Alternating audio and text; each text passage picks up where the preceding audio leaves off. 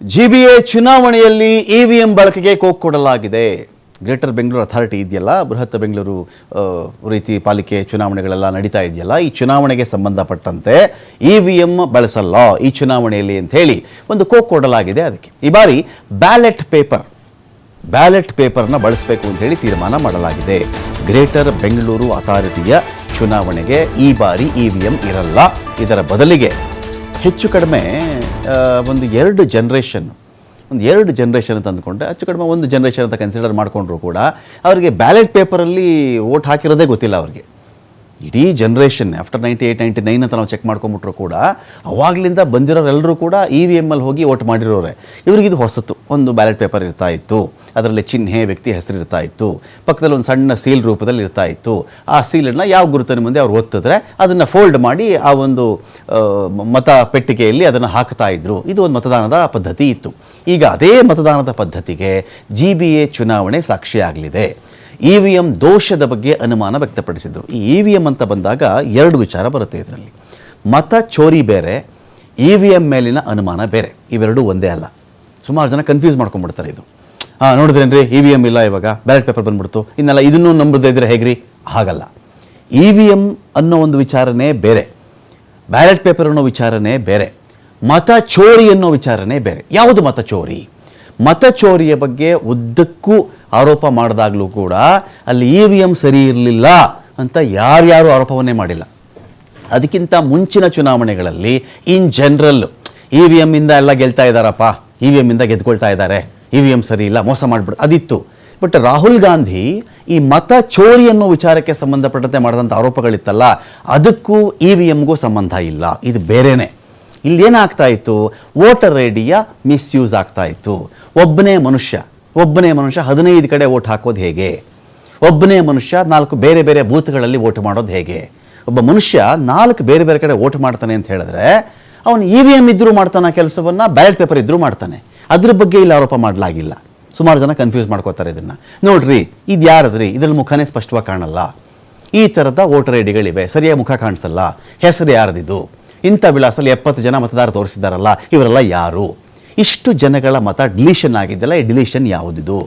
ಯಾರ್ದೋ ಮತ ಡಿಲೀಷನ್ಗೆ ಇನ್ಯಾರೋ ಅರ್ಜಿ ಹಾಕಿಬಿಟ್ಟಿದ್ದಾರಲ್ಲ, ಬೆಳಗಿನ ಜಾವ 4:15 ಎದ್ದುಬಿಟ್ಟು 50 ಸೆಕೆಂಡ್ 40 ಸೆಕೆಂಡಲ್ಲಿ ಒಂದು ಅರ್ಜಿ ಫಿಲ್ ಮಾಡಿ ಹಾಕಿಬಿಟ್ಟಿದ್ದಾರಲ್ಲ, ಇದು ಹೇಗೆ? ಮತ ಚೋರಿ ಬೇರೆ, EVM ಮೇಲಿನ ಆರೋಪ ಬೇರೆ, ಬ್ಯಾಲೆಟ್ ಪೇಪರ್ನ ಎಲೆಕ್ಷನ್ ಬೇರೆ ಬೇರೆ. ಇದನ್ನೆಲ್ಲವನ್ನು ಕ್ಲಬ್ ಮಾಡಿಬಿಟ್ಟು EVM ಇವಾಗ ಚೇಂಜ್ ಮಾಡ್ತಾ ಇದ್ದಾರಲ್ಲ, ಇನ್ನೇನು? ಹಾಗಲ್ಲ. ಇಲ್ಲಿ ಮಾಡಿದಂಥ ಆರೋಪಗಳಿಗೆ ಸಂಬಂಧಪಟ್ಟಂತೆ ಚುನಾವಣೆಗೆ ಉತ್ತರವನ್ನು ಕೊಡಬೇಕು. ಇನ್ ಜನರಲ್ ಪರ್ಸೆಪ್ಷನಲ್ಲಿ ನಾವು ಹೋದಾಗ ಏನಾಗ್ತಾ ಇದೆ, EVM ತೆಗೆದು ಬ್ಯಾಲೆಟ್ ಪೇಪರ್ ಅಥವಾ ಮತಪತ್ರಗಳ ಮೂಲಕ ಮತದಾನ ಮಾಡಿಸಿಬಿಟ್ಟರೆ ಎಲ್ಲವೂ ಸರಿಯಾಗತ್ತೆ ಅಂತ ಹೇಳಲಾಗುತ್ತಲ್ಲ, ಅದಕ್ಕೂ ವೋಟ್ ಚೋರಿ ಆರೋಪಕ್ಕೂ ಸಂಬಂಧ ಇಲ್ಲ. ವೋಟ್ ಚೋರಿ ಬೇರೆನೆ. ಒಬ್ಬ ವ್ಯಕ್ತಿ ಇಷ್ಟು ಬೂತ್ಗಳಲ್ಲಿ ಹೇಗೆ ಹೆಸರು ನೋಂದಾಯಿಸಿದ್ದಾನೆ, ಬ್ರೆಜಿಲ್ನ ಯಾವುದೋ ಮಾಡೆಲ್ ಬಂದುಬಿಟ್ಟು ಉತ್ತರ ಭಾರತದಲ್ಲಿ ಯಾವುದೋ ಒಂದು ರಾಜ್ಯದಲ್ಲಿ ಹೇಗೆ ವೋಟರ್ ಲಿಸ್ಟಲ್ಲಿ ಆ ಮಹಿಳೆ ಇರ್ತಾಳೆ, ಆ ಮಹಿಳೆಯ ಫೋಟೋವನ್ನು ಇಲ್ಲಿ ಹಾಕಿ ಯಾರು ಆ ಮಹಿಳೆ ಹೆಸರಲ್ಲಿ ಒಂದು ಎಪಿಕ್ ಕಾರ್ಡ್ ರೆಡಿ ಮಾಡಿದವರು, ಈ ಮಹಿಳೆ ಯಾರು, ಈ ಮಹಿಳೆ ಇಷ್ಟು ಕಡೆಗಳಲ್ಲಿ ವೋಟ್ ಮಾಡಬಹುದಾ, ಈ ಮಹಿಳೆ ಒಬ್ಬನೇ ಮನುಷ್ಯ 15 ಕಡೆ ಹೇಗೆ ವೋಟ್ ಮಾಡೋಕ್ಕೆ ಸಾಧ್ಯ? ಇಷ್ಟೊಂದು ಜನ ಇದ್ದಾರಲ್ಲ, ಇಷ್ಟು ಜನಗಳ ವೋಟ್ ಡಿಲೀಟ್ ಆಗಿಬಿಟ್ಟಿದೆಯಲ್ಲ, ಇದು ಹೇಗೆ ಸಾಧ್ಯವಾಯಿತು ಅಂದಾಗ ಚುನಾವಣಾ ಆಯೋಗ ಅನುಸರಿಸಬೇಕಾಗಿರ್ತಕ್ಕಂಥ ಕ್ರಮಗಳು ಒಂದು ವೇಳೆ ಆರೋಪ ನಿಜವಾಗಿದ್ದಲ್ಲಿ ಅದು ಬೇರೆಯೇ ಇರುತ್ತೆ. ಇಂಥ ಒಂದು ವೋಟ್ ಚೋರಿ ಅನ್ನೋ ಆರೋಪ ಬೇರೆ ಇತ್ತು. ಸಂಬಂಧಪಟ್ಟಂತೆ ಅದರಲ್ಲಿ ಗೆದ್ದರೋ ಸೋತರೋ, ಚುನಾವಣಾ ಆಯೋಗಕ್ಕೆ ಉತ್ತರ ಕೊಟ್ಟಿದೆಯೋ, ಕೇಸ್ ಏನಾದರೂ ಹಾಕಿದ್ದಾರಾ, ಆರೋಪ ಮಾಡಿದ್ದಾರಾ, ಜಸ್ಟ್ ಒಂದು ಆರೋಪವನ್ನು ಮಾಡಿ ಸುಮ್ಮನಾಗ್ಬಿಟ್ರೆ ಬೇರೆ ವಿಚಾರ ಬರುತ್ತೆ. ಆದರೆ EVM ಮೇಲೆ ಇರ್ತಕ್ಕಂಥ ಗಂಭೀರ ಸ್ಟಾರ್ಟಿಂಗಲ್ಲಿ ಬಂದಂಥ ಆರೋಪ ಏನು ಅಂತ ಹೇಳಿದ್ರೆ, ನೋಡ್ರಿ EVM ಅಡ್ಜಸ್ಟ್ ಮಾಡಿ ಇಟ್ಬಿಟ್ಟಿರ್ತಾರೆ, 15 ಜನ ನಿಂತಿರ್ತಾರಪ್ಪ ಕ್ಯಾಂಡಿಡೇಟು, 15 ಜನದಲ್ಲಿ ಯಾರಿಗೆ ನೀವು ಆ ಬಟನ್ ಒತ್ತಿದ್ರು ಕೂಡ ಒಬ್ಬನಿಗೆ ವೋಟ್ ಹೋಗೋ ಥರ ಮಾಡಿರ್ತಾರೆ. ಇದು EVMನ ಆರೋಪ. ಇದಕ್ಕೆ ಸಂಬಂಧಪಟ್ಟಂತೆ BL ಇಂದ ಹಿಡಿದು ಎಲ್ಲರಿಗೂ ಕೂಡ ಏನು ವಿಚಾರ ಕೇಳಿ ಬಂತು ಅಂತ ಹೇಳಿದ್ರೆ, ನೋಡ್ರಿ ಈ EVM ಯಾರು ಬೇಕಾದ್ರೂ ಬಂದುಬಿಡ್ರಿ, ಪ್ರೂವ್ ಮಾಡಿಬಿಡಿ ಇದನ್ನು. ಮೋರೋವರ್ EVM ಇಂಟರ್ನೆಟ್ಗೆ ಕನೆಕ್ಟ್ ಆಗಿರ್ತಕ್ಕಂಥ ವಸ್ತು ಅಲ್ಲ, ಒಂದು ಕ್ಯಾಲ್ಕುಲೇಟರ್ ಥರ ಇದನ್ನು ಕನ್ಸಿಡರ್ ಮಾಡಬೇಕಷ್ಟೇ. ಬಾಹ್ಯವಾಗಿನ ಯಾವುದೇ ಶಕ್ತಿ ಇದಕ್ಕೆ ಕನೆಕ್ಟ್ ಆಗಿರಲ್ಲ. ಹಾಗಾಗಿ ಎಲ್ಲೋ ಕೂತ್ಕೊಂಡು ಯಾರೋ ನಿಮ್ಮ ಹತ್ರ ಒಂದು ಕ್ಯಾಲ್ಕುಲೇಟರ್ ಇಟ್ಕೊಂಡ್ರೆ ಅದನ್ನಾದರೂ ಹ್ಯಾಕ್ ಮಾಡಿಬಿಡೋಕ್ಕಾಗತ್ತಾ? ಆಗಲ್ಲ. ಹೇಗೋ ಇದು ಹಾಗೇನೆ. ಇಂಟರ್ನೆಟ್ ಜೊತೆಗೆ ಇದು ಸಂಬಂಧ ಇಲ್ಲ. ವೈಫೈಯಿಂದ ಇದು ವರ್ಕ್ ಆಗಲ್ಲ. ಬಟನ್ ಒತ್ತಿದ್ರಲ್ಲೊಂದು ಓಟು ದಾಖಲಾಗುತ್ತೆ ಅಷ್ಟೇ ಅಂತ ಹೇಳಿದ್ರು. ಇನ್ನೊಂದು ಆರೋಪ ಏನು ಬಂತು ಅಂತ ಹೇಳಿದ್ರೆ, ಯಾರಿಗೆ ಒತ್ತಿದ್ರು ಒಬ್ರಿಗೆ ಓಟ್ ಹೋಗೋ ಥರ ವ್ಯವಸ್ಥೆ ಮಾಡಿರ್ತಾರೆ ಅಂತ ಒಂದು ಬಂತು. ಇನ್ನೊಂದೇನು ಅಂದರೆ, ಇದಿಲ್ಲೆಲ್ಲೂ ನಡೆಯಲ್ಲ, ಈ ಥರ ಮತಪತ್ರಗಳನ್ನು ಅದೇನು ವೋಟರ್ಸ್ ಲಿಸ್ಟ್ ಇರುತ್ತಲ್ಲ, ಈ ಲಿಸ್ಟಲ್ಲಿ ಪಟ್ಟಿಯೆಲ್ಲ ಇದೆಯಲ್ಲ, ಇದರಲ್ಲೇ ಮೋಸ ನಡೆದಿದೆ. ಒಬ್ಬ ವ್ಯಕ್ತಿ 15 ಕಡೆ ವೋಟ್ ಹಾಕೋದು, ಸಾಯಂಕಾಲ 6 ಗಂಟೆ ಮೇಲೆ 70 ಲಕ್ಷ 80 ಲಕ್ಷ ವೋಟ್ ಆಗಿಬಿಡೋದು, ಎಲ್ಲ ಕ್ಯೂನಲ್ಲಿ ನಿಂತಿದ್ರು ಅಂತ ಹೇಳೋದು. ಚುನಾವಣಾ ಅವಧಿ ಮುಗಿದ ಮೇಲೂ ಲಕ್ಷಗಟ್ಟಲೆ ಜನ ಎಲ್ಲಿ ನಿಂತ್ಕೊಂಡು ವೋಟ್ ಹಾಕಿದ್ರು. ಆ ಪದ್ಧತಿ ತಪ್ಪಾಗಿದೆ ಇಲ್ಲಿ. ಆ ವೋಟುಗಳನ್ನು ಕ್ಯೂನಲ್ಲಿ ನಿಂತಿದ್ರು ಎನ್ನುವರ ಹೆಸರಲ್ಲಿ ಇನ್ಯಾರೋ EVM ಒತ್ತಿದ್ದಾರೆ. ಇದು ವಿಷಯ. ಯಾರೋ ಒತ್ತುಬಿಟ್ಟಿದ್ದಾರೆ. 73 ಲಕ್ಷ ವೋಟುಗಳು ಮಹಾರಾಷ್ಟ್ರದಲ್ಲಿ ಹೇಗೆ ಬಂತು? ಆಫ್ಟರ್ 6 o'clock ಚುನಾವಣೆ ಅಂದರೆ ಮತದಾನ ಮುಗಿದ ಮೇಲೆ ಅಷ್ಟು ವೋಟ್ ಹೇಗೆ ಬಂತು? ಯಾರೋ ಒತ್ತಿದ್ದಾರೆ. ಯಾಕೆ? ಆ ಸ್ಟ್ರಾಂಗ್ ರೂಮ್ ಇರುತ್ತಲ್ಲ, ಸ್ಟ್ರಾಂಗ್ ರೂಮ್ನ ಫುಟೇಜ್ಗಳಲ್ಲಿ ವ್ಯತ್ಯಾಸ ಯಾಕೆ ಬರ್ತಾ ಇದೆ? ಅಲ್ಲಿ ಯಾರೋ ಏನೋ ಮಾಡಿದ್ದಾರೆ. ಆಯ್ತಪ್ಪ, ಇವ್ರಿಗೆಲ್ಲ 3 ಕಡೆ 4 ಕಡೆ 5 ಕಡೆ ಕ್ಯಾಂಡಿಡೇಟ್ಗಳ ಕಡೆ ಅವರು ಅಲ್ಲಿ ಕೂತಿರ್ತಾರೆ, ಬೂತ್ ಏಜೆಂಟ್ಗಳು. ಅವ್ರಿಗೇನು ಸೈನ್ ಮಾಡಿಕೊಟ್ಟಿದ್ದಾರಲ್ಲ ಅಷ್ಟು ಮತಗಳು ಇಲ್ಲಿ ಯಾಕೆ ತೋರಿಸ್ತಾ ಇಲ್ಲ? ಇಲ್ಲಿ ಎಕ್ಸ್ಟ್ರಾ ಹೆಂಗೆ ಬಂದುಬಿಡ್ತಿಲ್ಲಿ? ವೋಟಿಂಗ್ ಆದಮೇಲೆ ಚುನಾವಣೆ ಕೌಂಟಿಂಗ್ ಟೈಮಲ್ಲಿ ಕೌಂಟಿಂಗ್ 1 hour ಇರಬೇಕಾದ್ರೆ ಆ 1 hourಗಿಂತ ಮುಂಚಿತವಾಗಿ 10 ಲಕ್ಷ ಮತಗಳು ಜಾಸ್ತಿ ಹೇಗಾಯಿತು? ಎಷ್ಟೊಂದು ಕಡೆಗಳಲ್ಲಿ 200 100 ಇಷ್ಟು ಮತಗಳು ಹೇಗೆ ಹೆಚ್ಚಾಗಿದೆ? ಓವರಾಲ್ ಪರ್ಸೆಂಟೇಜಲ್ಲಿ ಇಷ್ಟು ಕ್ಲೋಸ್ ಇದ್ದರೂ ಕೂಡ ಇಷ್ಟೊಂದು ಸೀಟ್ಗಳು ಹೇಗೆ ಜಾಸ್ತಿ ಆಯಿತು? ಎಲ್ಲ ಸಂಶಯಗಳಿಗೆ ಈ ಮತಪತ್ರಗಳು ಉತ್ತರವನ್ನು ಕೊಡಬಲ್ಲದ? ಇನ್ನೊಂದು ಕಡೆಗೆ ಇನ್ನೂ ಒಂದು ಕೇಳಿಬಿಡ್ತಾರೆ ಅವರು. ಈಗ ನಿಮಗೆ ಅಲ್ಲಿ ವಿ ವಿ ಪ್ಯಾಟು ಎಲ್ಲದಕ್ಕೂ ಸಿಗುವಂತಿರಬೇಕು. ಎಲ್ಲೋ ಚೂಸ್ ಮಾಡೋ ಥರದಲ್ಲಿ ಒಂದು 5 ಮಾತ್ರ ಚೂಸ್ ಮಾಡ್ತಾರೆ. ಇದು ಯಾಕೆ? ಇದು ನಮಗೆ ಲೆಕ್ಕ ಸಿಗಬೇಕು. ಮತ್ತು ಇದು ದೊಡ್ಡ ವಿಚಾರ ಏನು ಗೊತ್ತಾ? ಇಲ್ಲೆಲ್ಲರೂ ಕೇಳ್ತಿರೋದು, ನಿಮಗೆ ಅದರ CCTV ಫುಟೇಜ್ ಕೊಡ್ರಪ್ಪ. ಕೊಡಲ್ಲ. ನೀನೇನು ಕೇಳೋಕ್ಕೆ? 45 ದಿನದ ಒಳಗಡೆ ಮಾತ್ರ ಕೇಳಬೇಕು. ಆಯಿತು, 45 ದಿನದ ಒಳಗಡೆ ಅರ್ಜಿ ಹಾಕಿದ್ದಾರೆ, ನೀವು ಯಾಕಪ್ಪ ಕೊಡಲ್ಲ ಅಂತ ಬಂದಾಗ ಇವುಗಳಿಗೆ ಇದರಿಂದ ಉತ್ತರ ಸಿಗುತ್ತಾ? ನಮಗೆ ಗೊತ್ತಿಲ್ಲ. ಇದನ್ನು ಯಾರು ಆರೋಪವನ್ನು ಮಾಡ್ತಾ ಇದ್ದಾರೋ ಅವರು ಇದಕ್ಕೆ ಉತ್ತರವನ್ನು ಕಂಡುಕೊಳ್ಳಬೇಕು. ವಿಡಿಯೋ ಫುಟೇಜ್ ನೀವು ಯಾಕೆ ಕೊಡಲ್ಲ? ಈ ಥರದ್ದು ಒಬ್ಬ ವ್ಯಕ್ತಿಯದ್ದು ಬೇರೆ ಬೇರೆ ಬೂತ್ಗಳಲ್ಲೂ ವೋಟರ್ ಲಿಸ್ಟಲ್ಲೂ ಒಂದು ಹೆಸರು ಹೇಗೆ ಬರುತ್ತೆ? ಅನ್ನೆಸರಿ ಡಿಲೀಷನ್ ಯಾಕೆ ನಡೆದಿದೆ? ಎಷ್ಟೊಂದು ಬೂತ್ಗಳಲ್ಲಿ ಎಷ್ಟೊಂದು ಜನ ಹೆಂಗೆ ನಕಲಿ ಮತದಾರರು ಇಲ್ಲಿ ಜಾಯ್ನ್ ಆಗಿಬಿಟ್ಟಿದ್ದಾರೆ, ಅಸಲಿ ಮತದಾರರು ಹೆಂಗೆ ಡಿಲೀಟ್ ಆದರು? ಜೊತೆಗೆ CCTV ಫುಟೇಜ್ ನೀವು ಯಾಕೆ ಕೊಡಲ್ಲ ನೀವು? ಮತ್ತು 6 ಗಂಟೆ ಆದರೂ ಇಷ್ಟೊಂದು ಮತಗಳು ಹೇಗೆ ಜಾಸ್ತಿ ಆದವು? CCTV ಫುಟೇಜ್ ಕೊಡಿ. ಸರಿ, ಇಂಥವ್ರು 20 ಕಡೆ ವೋಟ್ ಹಾಕಿದ್ದಾರೆ, 4 ಬೂತಲ್ಲಿ ಈ ಮತದ ಗುರುತಿನ ಚೀಟಿ ಇರ್ತಕ್ಕಂಥವ್ರು ವೋಟ್ ಮಾಡಿದ್ದಾರಲ್ಲ, ಅವ್ರ ಫುಟೇಜ್ ನಮಗೆ ಕೊಡಿ. ಯಾರು ಬಂದಿದ್ರು ಕೊಡಿ. ಇವುಗಳು ಕೊಡದ ಹೊರತು ನಿಮಗೆ ಮತಪತ್ರದಲ್ಲಿ ಮಾಡಿದ್ರೂ ಇದೇ ಬರುತ್ತೆ. ಅಕಸ್ಮಾತ್ ಆನ್ಲೈನ್ ವೋಟಿಂಗ್ ಮಾಡಿಬಿಡ್ತೀವಿ ಎಂದಾಗಲೂ ಕೂಡ ಈ ಪ್ರಶ್ನೆಗೆ ಉತ್ತರ ಕಂಡುಕೊಳ್ಬೇಕಾಗತ್ತೆ.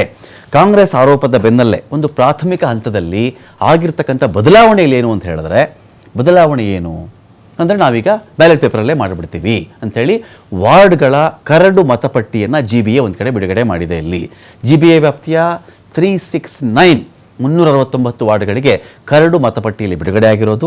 ಫೆಬ್ರವರಿ 3ರಿಂದ 18ರವರೆಗೆ ಆಕ್ಷೇಪಣೆ ಸಲ್ಲಿಸುವುದಕ್ಕೆ ಅವಕಾಶ ಇರುತ್ತೆ. ಮಾರ್ಚ್ 16ಕ್ಕೆ ಅಂತಿಮ ಪಟ್ಟಿ ಬಿಡುಗಡೆ ಆಗಲಿದೆ. ಅದಕ್ಕೆ ಒಂದು ಸಿದ್ಧತೆಯನ್ನು ಕೂಡ ಮಾಡಿಕೊಡಲಾಗ್ತಾ ಇದೆ. GBA ವ್ಯಾಪ್ತಿಯಲ್ಲಿ ಒಟ್ಟು 88,91,411 ಮತದಾರರಿದ್ದಾರೆ. ಈ ಬಾರಿ 10 ಲಕ್ಷ ಹೊಸ ಮತದಾರ ಸೇರ್ಪಡೆಯಾಗಿದೆ. ಇಲ್ಲಿ ಕರಡು ಮತಪಟ್ಟಿ ಪುರುಷರು 45 ಲಕ್ಷ ಚಿಲ್ಲರೆ ಇರ್ತಾರೆ, ಮಹಿಳೆಯರು 43 ಲಕ್ಷ ಚಿಲ್ಲರೆ ಜನ ಇದ್ದಾರೆ. ಇದರಲ್ಲಿ ಇತರರು 1,635, ಒಟ್ಟು ಮತದಾರರು 88 ಲಕ್ಷ ಚಿಲ್ಲರೆ. ಕಳೆದ ಬಾರಿ ಮತದಾರರ ಸಂಖ್ಯೆ 79 ಲಕ್ಷ ಇತ್ತು. ವಾರ್ಡ್ ವಾರು ಮತದಾರರು ಅಂತ ಬಂದಾಗ ಬೆಂಗಳೂರು ಮಹಾನಗರ ಪಾಲಿಕೆ ಅಂತ ಬಂದಾಗ ಇಲ್ಲಿ 14,25,483, ಬೆಂಗಳೂರು ಈಸ್ಟ್ಗೆ ಅಂತ ಬಂದಾಗ ಒಂದು 10 ಲಕ್ಷ, ಬೆಂಗಳೂರು ವೆಸ್ಟ್ಗೆ ಅಂತ ಬಂದಾಗ ಒಂದು 27 ಲಕ್ಷ, ಬೆಂಗಳೂರು ನಾರ್ತ್ಗೆ 19 ಲಕ್ಷ, ಬೆಂಗಳೂರು ಸೌತ್ಗೆ 17 ಲಕ್ಷ ಚಿಲ್ಲರೆ ಮತದಾರರಿದ್ದಾರೆ.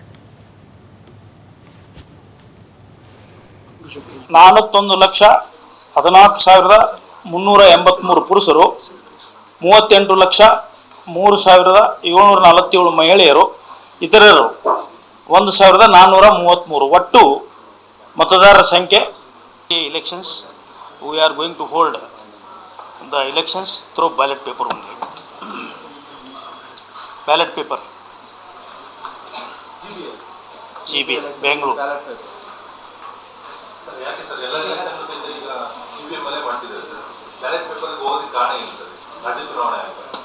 ಕಾರಣ ಅಂತ ಏನಿಲ್ಲ, ಇದರಲ್ಲಿ ಬೆಸ್ಟ್ ಪ್ರಾಕ್ಟೀಸ್ 2. ಇದು ಮತ್ತು ಬ್ಯಾಲೆಟ್ ಪೇಪರು ಯೂಸ್ ಮಾಡ್ತಾ ಇರೋದು ಮೊದಲಿಂದ ಮಾಡ್ತಾ ಇದ್ರು. ಈಗ 20-30 ವರ್ಷಗಳಿಂದ EVM ಮಾಡ್ತಾ ಇದ್ದಾರೆ. ಹೌದಾ?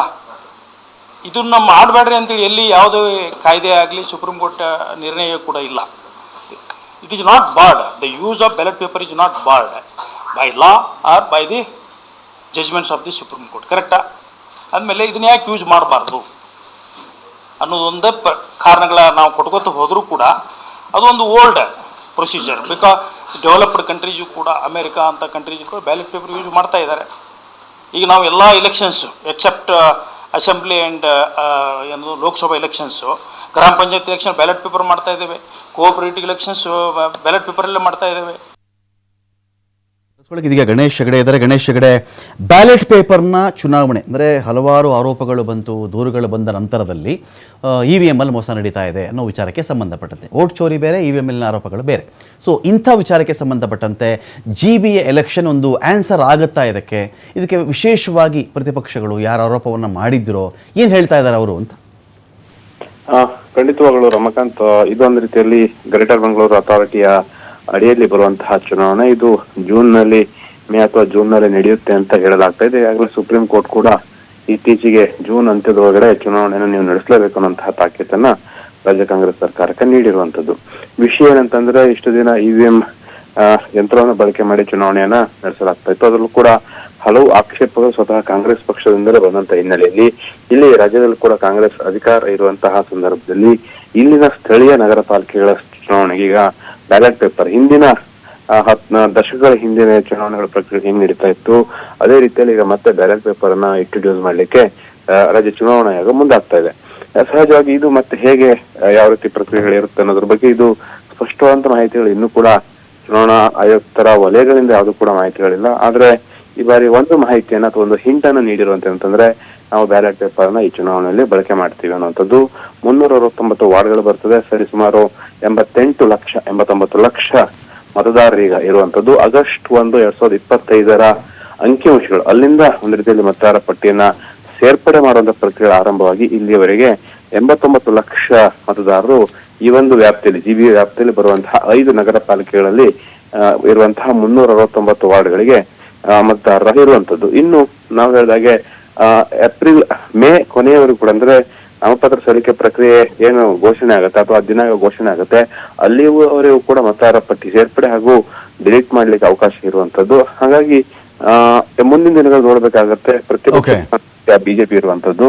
ಹಾಗಾಗಿ ಇದನ್ನ ಯಾವ ಸ್ವೀಕಾರ ಮಾಡುತ್ತೆ ಅಥವಾ ಆಕ್ಷೇಪ ಮಾಡುತ್ತೆ ಅನ್ನೋದು ಕೂಡ ಅದ್ ನೋಡ್ಬೇಕಾಗಿರುವಂತದ್ದು. Thank you Ganesh.